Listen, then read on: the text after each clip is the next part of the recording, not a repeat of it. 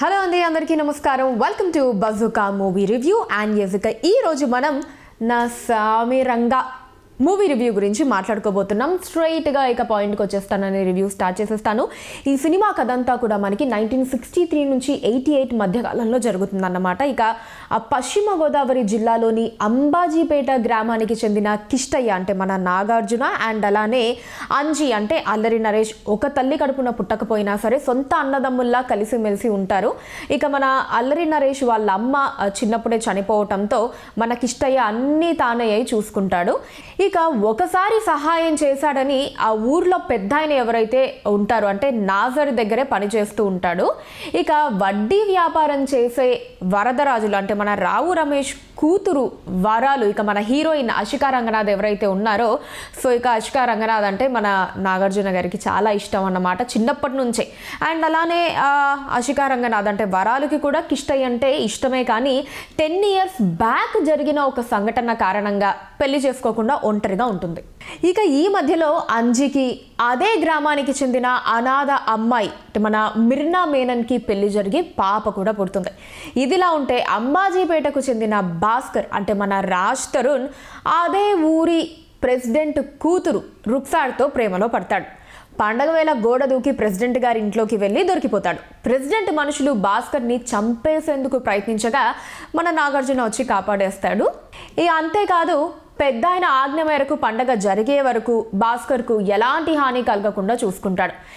Cut చేస్తే Dubai నుంచి దిగొచ్చిన పెద్ద ఆయన చిన్న కుమారుడు దాసు అంటే మన డాన్సింగ్ రోజ్ కిష్టయ్య అంజిని అంటే మన నాగార్జున గారిని అల్లరి నరేష్ గారిని చంపేందుకు కుట్రలు పన్నుతాడు. దాసుతో పక్క ఊరి ప్రెసిడెంట్ కూడా చేతులు కలుపుతాడు. అసలు దాసు అంజీ కృష్ణయ్యను ఎందుకు చంపాలనుకుంటాడు? 10 ఏళ్లుగా వరాలు ఎందుకు ఒంటరిగా ఉంటుంది? 10 ఏళ్ల క్రితం ఏం జరిగింది?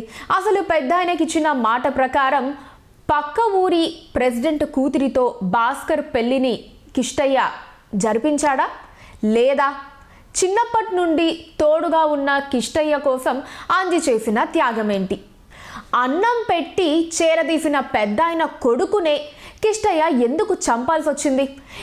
వరాలు కిష్టయ్యల ప్రేమ కథ ఎలా ముగిసింది? ఇవన్నీ తెలియాలి అంటే మూవీని చూడాల్సిందే.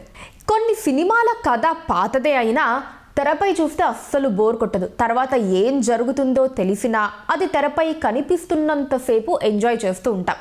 అలాంటి సినిమానే నా సామిరంగా అని చెప్పుకోవచ్చు. కథలో ఎలాంటి కొత్తదనం లేకున్నా సరే తెలుగు ప్రేక్షకులకి కావలసిన లవ్, కామెడీ, యాక్షన్, ఎమోషన్ ఇలా అన్ని కమర్షియల్ హంగులను జోడించి సంక్రాంతి పండక్కి కావలసిన సినిమాగా తీర్చిదిద్దడంలో దర్శకుడు విజయ్ బిన్ని సూపర్ సక్సెస్ అయ్యారని చెప్పుకోవచ్చు. వాస్తవానికి ఇది పొరింజు మరియం జోస్ అనే మలయాళ సినిమాకి తెలుగు రీమేక్. ఆ సినిమా చూసిన వారికి తప్ప మిగతా ఎవ్వరికీ కూడా ఇది రీమేక్ మూవీ అని అస్సలు అనిపించదు. అచ్చమైన తెలుగు సినిమా అనే అనిపిస్తుంది చూస్తున్నంతసేపు. అలానే ఎక్కడెక్కడ యాక్షన్ సీన్స్ పడితే ఆడియన్స్లో దట్ ఊపు వస్తుంది, ఎక్కడెక్కడ లవ్ సీన్స్ పడితే బాగుంటుంది. ఇలా అన్నీ కూడా పర్ఫెక్ట్గా సమకూర్చుకొని దర్శకుడు విజయ్ బిన్ని ఏ సీన్ తర్వాత ఏ సీన్ పడితే బాగుంటుంది ఇలా అన్నీ కూడా చాలా చక్కగా ఒక ఆర్గనైజ్డ్ వేలో ఒక తెలుగు ఆడియన్కి ఏం కావాలో అదే రీతిలో నా సామిరంగా మూవీని అద్భుతంగా తీర్చిదిద్దటం జరిగింది. ప్లస్ల గురించి మాట్లాడుకుంటే డెఫినెట్లీ నాగార్జున గారి యాక్టింగ్ అసలు ఎక్కడ ఏ మాత్రం కూడా బోర్ అనిపించకుండా ఆయన ఎనర్జెటిక్ పర్ఫార్మెన్స్ తోటి సినిమా మొత్తాన్ని కూడా పుల్ ఆఫ్ చేయగలిగారు. అండ్ అఫ్ కోర్స్ నాగార్జున గారు అండ్ అల్లరి నరేష్ గారి మధ్యలో వచ్చే ఎమోషనల్ సీన్స్ అయితే డెఫినెట్లీ ప్రతి ఒక్క ఆడియన్కి బాగా కనెక్ట్ అవుతాయి. అండ్ అలానే ఇందులో అల్లరి నరేష్ గారి యాక్టింగ్ కూడా సినిమాకి ఒక మేజర్ ప్లస్గా చెప్పుకోవచ్చు. అండ్ అలానే మన Oscar award winner MM Keeravani గారి సంగీతం అండ్ అలానే నేపథ్య సంగీతం ఈ రెండు కూడా మూవీకి ఒక వేరే లెవెల్ని తీసుకెళ్ళాయని చెప్పుకోవచ్చు. అసలు ఆ పాటలు కావచ్చు, ఆ మ్యూజిక్ అదంతా కూడా చాలా చాలా అద్భుతంగా ఇచ్చారు ఎంఎం కీరవాణి గారు. అండ్ ఫైనల్లీ నా సామిరంగా మూవీ ఈ సంక్రాంతికి ఫ్యామిలీ అందరూ కూడా చక్కగా వెళ్ళి కలిసి హ్యాపీగా చూసి ఎంజాయ్ చేసి వచ్చేటటువంటి ఒక బ్యూటిఫుల్ మూవీ. మీరు కూడా ఇంకా చూడకపోతే వెళ్ళి చూసేయండి నా సామిరంగా మూవీని. That's all for today.